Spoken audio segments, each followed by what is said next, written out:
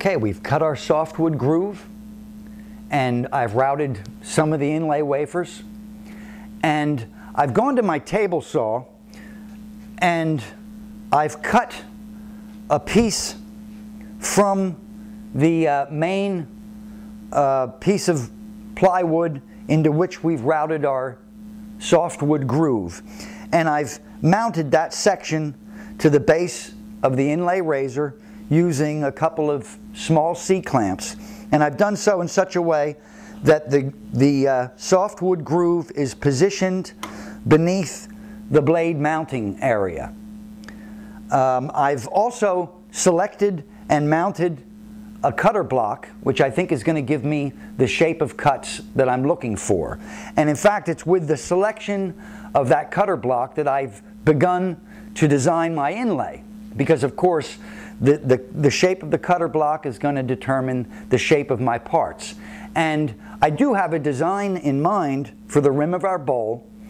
What I'm hoping to make is an inlay that looks somewhat like a stylized flower.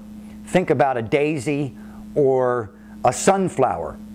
And with that in mind, and my cutter mounted in the tool, and some of my inlay wafers made, I simply begin playing with the tool. And through that play, I establish a design. And for our bowl, here's what I've come up with. Now, clearly, this inlay is not filling the groove. But as is often the case, the inlay I cut often takes the form of a repeating pattern. And this one's going to be no exception. So what you're looking at here is one section of that repeating pattern. And I like what I see. So what I need to do next is determine how many times I need to reproduce this section so that I will perfectly fill the rim of my bowl. Now the way I'm going to do that is to use my calipers, and I'm going to measure the diameter of the inner edge of my inlay groove. And my calipers are telling me that that is 6.67 inches. 6.67.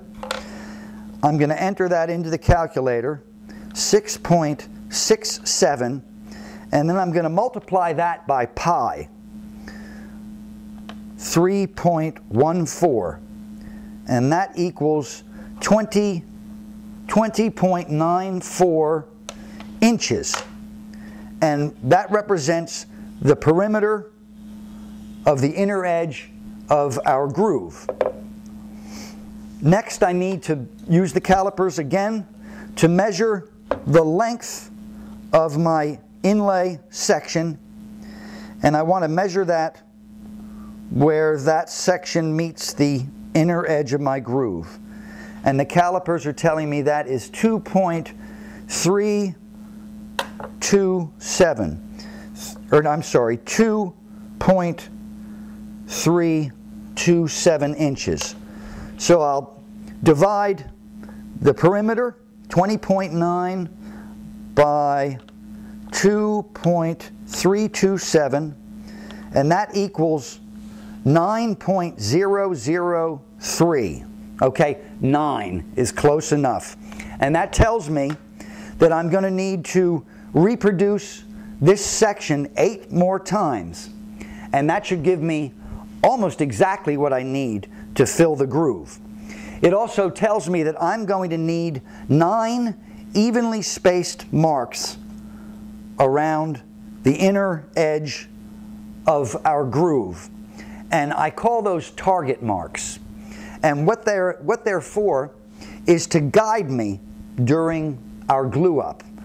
And what they'll let me judge whether each repeat is a little too big or a little too small, or is it perfectly sized, so that when I get all the way around, the last piece is going to be the same size as all the others of its kind. Okay, that's how we're going to get the best result.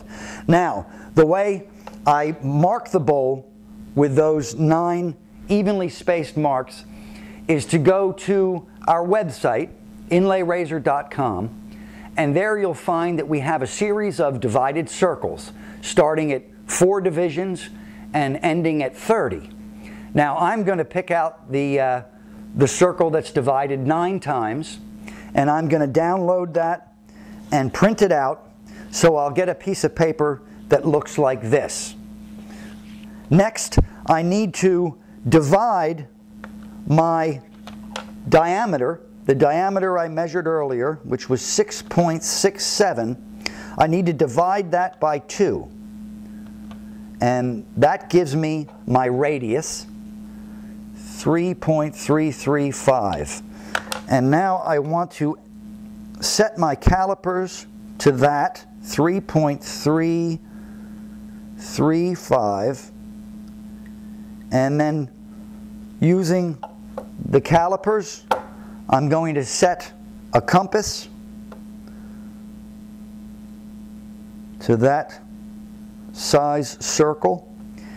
And then I'm going to draw a circle on my divided sheet of paper with its center based at the convergent point of my 9 lines. So we'll draw that circle, and now I need to cut that circle out with a pair of scissors, and then I'll tape it over the opening of our bowl, and I'll use a pencil to transfer the 9 lines to the inner edge of our bowl. So give me a minute or two to do that, and we'll come back and take the next step. Okay, I've transferred my marks to the inner edge of my bowl, my 9 target marks, and I can dispense with this paper. Something I didn't mention is that if we're cutting an inlay that's larger than the paper we can print out, what I would need to do is to apply this paper to a larger sheet and then extend the lines outward, and then use that larger sheet as I've used this sheet to mark whatever size inlay you're cutting. But for whatever size inlay you're making, the concept is the same. So we've got our 9 target marks, and in fact you can see I've gone ahead and cut the rest of my inlay. I've repeated this 8 more times.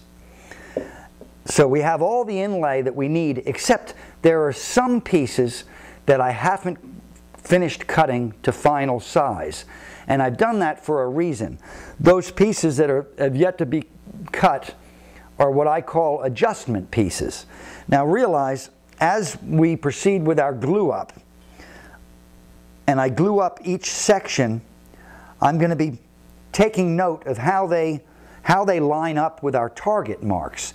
Now if I see that the next repeat is a little too big or a little too small, then I'm going to adjust the size of these adjustment pieces so that I bring the repeat back into line with my target marks. And if I do that throughout the glue up process, then any changes I do make will be very minor and completely unnoticeable in the final product. Now, the pieces I've chosen to use as adjustment pieces are these large ebonized cherry pieces. Now I've chosen the large pieces because if I do find I need to adjust their size, a slight adjustment is going to be unnoticed. Whereas if I were to use a small piece, a small adjustment in its size probably would be noticeable. So these were my pieces of choice. Okay, so with the exception of those few adjustment pieces that may need to be changed in size slightly, we're ready to proceed with our glue up. So let me mix up some slow set epoxy, and we'll meet again for the glue up process.